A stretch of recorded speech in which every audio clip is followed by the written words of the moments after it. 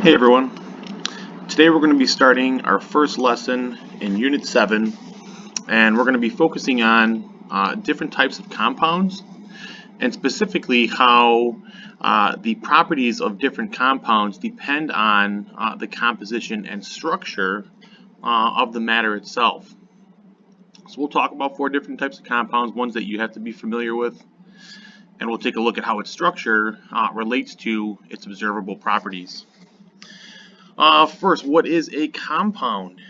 They're substances formed by chemical bonding of atoms. They are going to be different than a molecule. Remember, molecules require nonmetal atoms where compounds do not. And the type of compound is going to be determined by the type of bonding that is involved between the atoms in the compound. And we'll look at 4 different types: ionic compounds, molecular compounds, which we've already kind of looked at so far. But we'll talk as well about network solids and other form of molecular compounds, and we'll talk about metallic compounds as well. And we've talked a little bit last unit about metallic bonding a little bit. So ionic compounds are going to be formed, you guessed it, by ionic bonding, which we know is between a metal and a nonmetal. They're found in crystal form, and they have these alternating positive and negative charges, which make this a fairly weak bond. It's not very strong. We know that we can dissolve them in water, melt them, and cause that bond to break.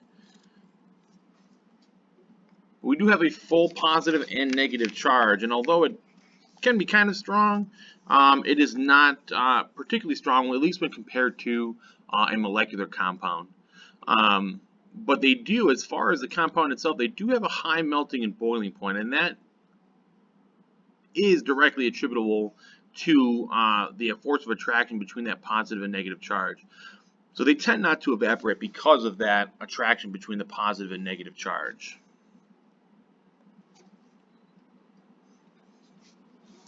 We know when we dissolve ionic compounds, otherwise known as salts, when we dissolve them in water, the ions will separate and allow for electrical conduction. So those ions are going to carry charge from ion to ion, and that resulting solution is called an electrolyte. Now, this attraction between ions, yes, you guessed it, is called the ion attraction. And these types of reactions between ionic compounds, when they're dissolved in solutions, happen very fast, because those bonds between those positive and negative ions are already broken. Molecular compounds, again, have a very strong attraction to each other. It's a very strong bond, and they can be either polar or nonpolar. These can occur in the solid or liquid phase, and that's when we have these intermolecular forces occurring in between molecules. And as far as the molecule itself, they can be polar or nonpolar, meaning nonpolar will have no charged ends, or polar would have a partial positive, partial negative end to it. If you remember, we do our little dipole symbol with the delta positive, delta negative. Depending on the molecule, for example, water, H2O, has a pole on the molecule. The positive end being towards the hydrogen and the negative end being towards the oxygen. And if we line that up with a different water molecule, oxygen will line up with the hydrogen, and hydrogen will line up with the oxygen, and so on in an alternating fashion. So we have in between those water molecules that dipole force, what we call intermolecular attractive forces, or IMS for short. And those forces themselves are weaker than ionic attractions. After all, the ionic attraction has a greater electronegativity difference compared to a polar or partial positive negative dipole interaction. Therefore, molecular compounds are more easily melted and boiled. The melting and boiling points are low compared to ionic compounds. Think of salt compared to sugar. They tend to evaporate more quickly. And the solids of molecular compounds are generally soft. Think about wax or water. Water's Solid is relatively soft compared to something like steel. We can break ice pretty easily. Steel, we cannot. If we dissolve a molecular compound in water or melt it, it is not going to break that covalent bond. There are no ions to carry electrical current, so a solution of a molecular compound does not conduct electricity and is not considered an electrolyte. So network solids are formed by covalent bonding. So we have covalent bonding between atoms in these compounds, but they're not going to form separate molecules. Instead, they're going to form kind of a single crystal made of nonmetal atoms that are connected with a network, this kind of interconnecting series of covalent bonds. There are no areas of weakness. Molecules can be separated from each other, but network solids cannot. And they're among the hardest substances that we know on Earth. In general, they are non-conductors and quite brittle. Think of things like sand and diamond. Metallic compounds. Technically, metals don't form compounds with other metals. Instead, they share electrons by losing them to each other. And it's kind of like a game of hot potato with the valence electrons as they kind of move these mobile electrons, their mobile valence electrons, across each other's outside shell of their atom. So we kind of see this this kernel of every atom together, surrounded by what we call a sea of moving electrons. And you tend to see that a lot. Sea of moving electrons, or sometimes you see it as a mobile sea of electrons. Basically, we have these electrons that are moving around on the outside, essentially, of a piece of metal. And metallic compounds will conduct electricity in the solid, liquid, and even in the gas phase. There's a table here in your notes that highlights the physical properties of compounds. Make sure you highlight this table and refer to this section if you have questions relating to the properties of different types of compounds. This table has to be known. It does have to be memorized. You need to be able to discern between the different types of properties. This is a favorite Regents question, dealing with different properties of different types of compounds. So next thing we're going to talk about here is based on the structure of different compounds and how that attributes to different properties. And this is going to be dealing with basically a different form of polarity. So as opposed, we've been talking about polarity in between atoms. We're going to talk about polarity in between molecules now and how that affects a compound's properties. And it's different than the polarity of the bond. So we know a bond's polar as long as the electronegativity difference between the bonding atoms is 0.5 or higher. Even going beyond 1.7, an ionic bond still is a polar bond. It's highly polar. And we can have polar bonds and still be a nonpolar molecule. And we'll see why in a minute. So the polarity of the molecule is determined by the polarity and positioning of all the bonds in the molecule. So we have to look at the molecule as a whole.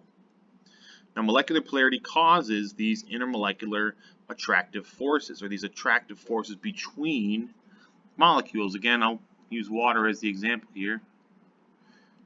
With our partial positive and partial negative here, another water would want to line up with the partial positive facing the partial negative.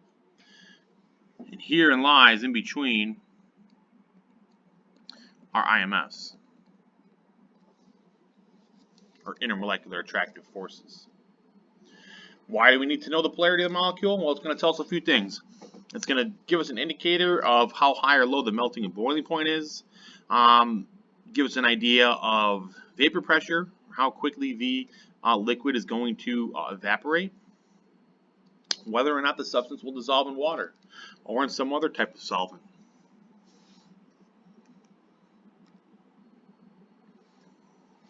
So we're going to kind of change, and we've talked about this in class, kind of change our representation here with our dot diagrams.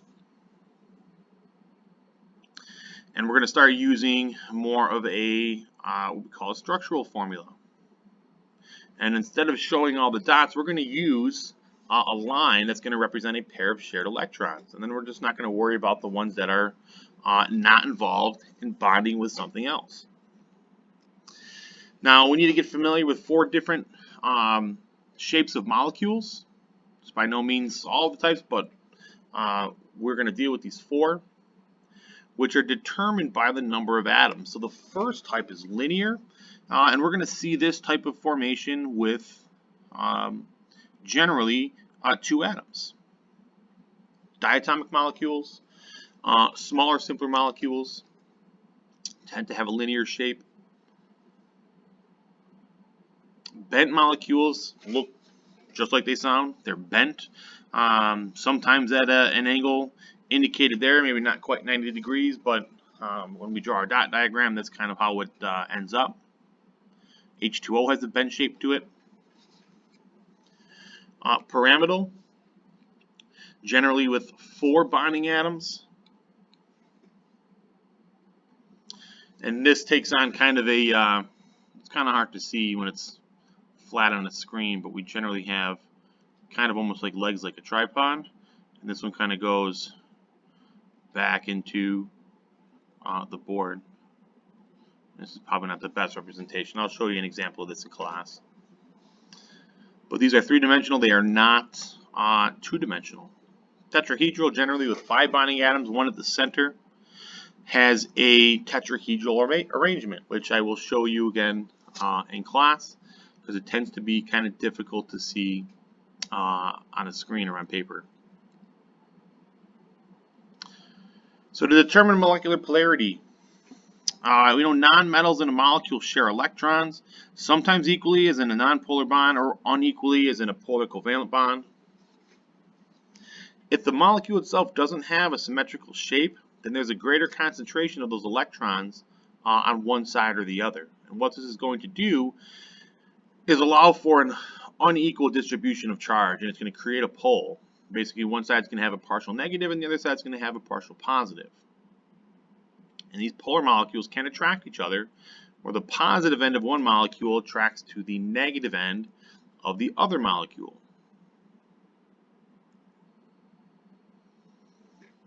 Now, if the molecule has polar bonds in an asymmetrical arrangement, the molecule as a whole will have a net polarity towards the atom that has the higher electronegativity.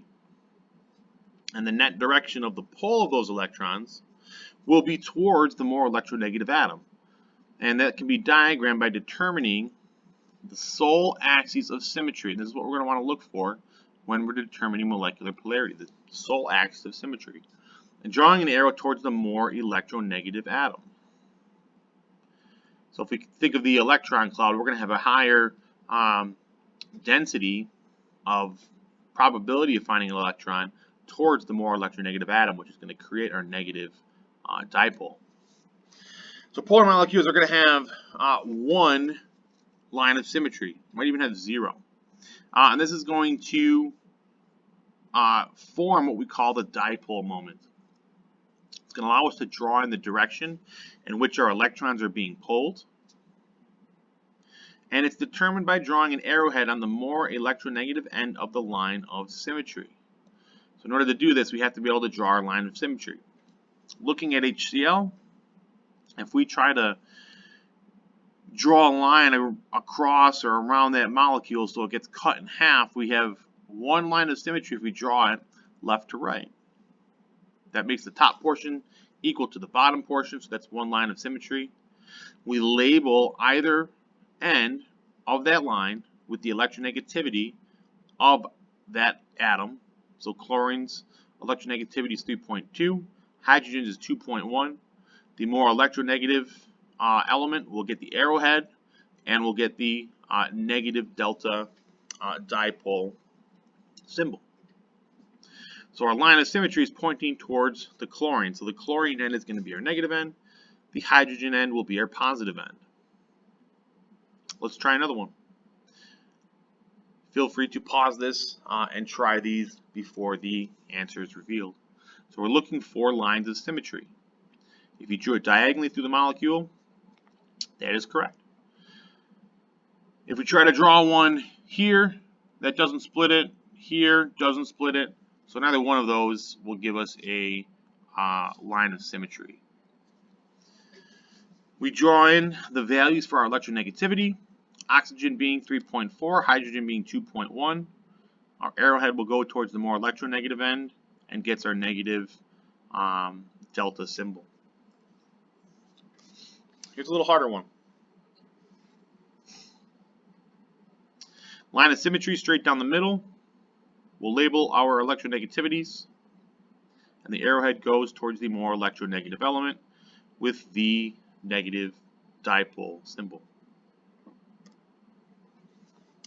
If the molecule has a symmetrical shape, then the electrons are going to be distributed evenly throughout the molecule, and the whole molecule itself will be considered nonpolar, even if it does have polar bonds, because we're going to have an even distribution, even in a polar bond, the way that each individual bond is arranged to give us an overall even distribution of electrons.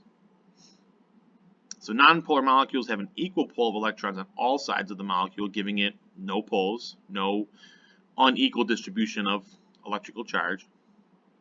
And small nonpolar molecules are usually found in a gaseous state at STP, like methane. Nonpolar molecules, when we look for lines of symmetry, will have two or more lines. Our electronegativities will cancel out, so there's equal pull on electrons and no dipole moment. For example, we have two lines of symmetry in the molecule H2. This would be H2. Electronegativity difference of 0. Same thing with Cl2. Two lines of symmetry. Same thing with N2. We got our triple bond there. Same thing with O2. We have a double bond in the middle there. Methane as well, CH4, has 4 lines of symmetry, probably more, and therefore has, since there's more than one line of symmetry, has an equal distribution of electric charge. We can't draw a dipole moment in there. They're all going to cancel each other out.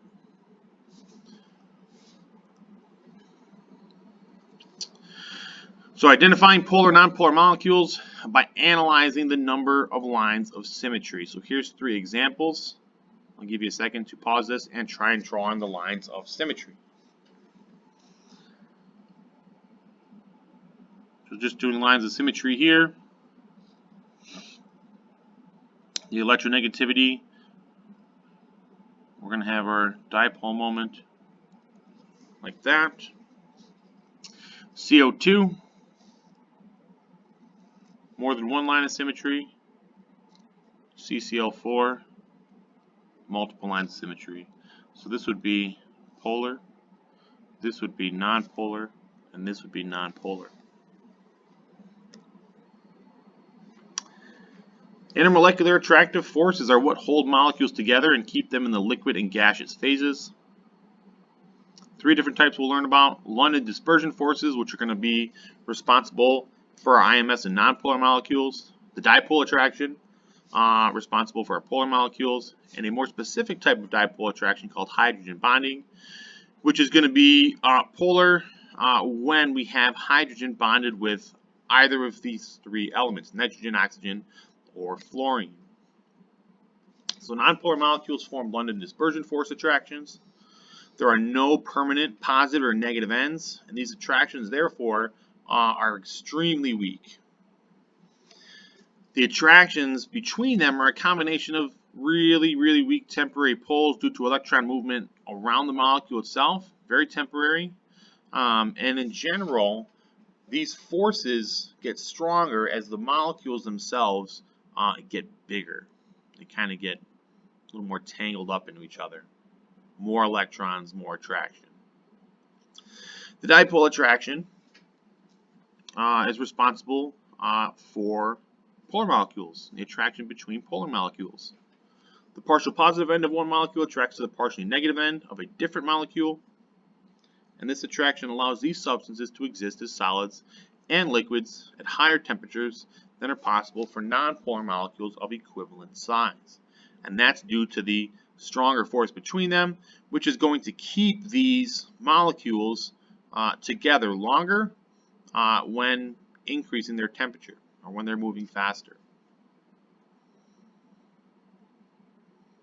So between the dipoles here, depending on the degree of polarity of that bond, we can have a stronger or weaker force. The stronger intermolecular force is going to lead to increased melting and boiling points.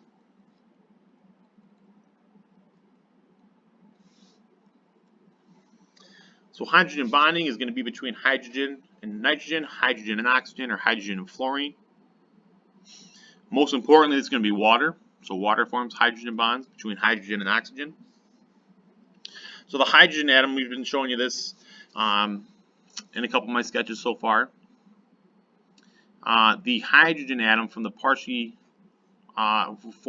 positive end will be attracted to the partially negative end of the oxygen portion of the water molecule, and it's going to form kind of these temporary covalent bonds. And this will influence certain properties with water specifically. And it gives it an extremely high melting boiling point, heat of fusion, and heat of vaporization. It's what allows the water to form a skin at the surface, which we call surface tension. That'll allow insects to walk on top of it. It causes the meniscus to form, that attraction between water and the sides of the container. That gives the little signature dip there in a container. And it's also responsible for the ability of water to kind of climb up a narrow space, which we call capillary action. So an example here of hydrogen bonding in water. We see the negative dipole of the red oxygen there being attracted to the positive end of the hydrogens. And the degree of polarity between the hydrogen and the oxygen is pretty great, which makes that dipole between molecules, the intermolecular force, very strong.